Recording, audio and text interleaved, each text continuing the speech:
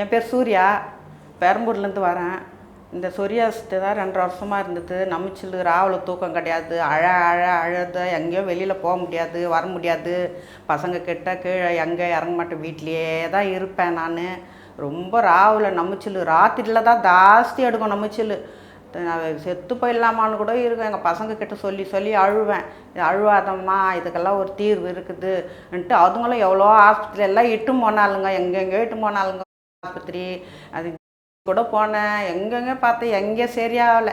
கட்சியில் சரி நம்ம இங்கே விளம்பரத்தை பார்ப்பேன். நான் அப்பப்போ டிவி பார்ப்பேன், நல்லா இருக்கும் போதுலேருந்தே இதெல்லாம் பார்த்துன்னு இருப்பேன்.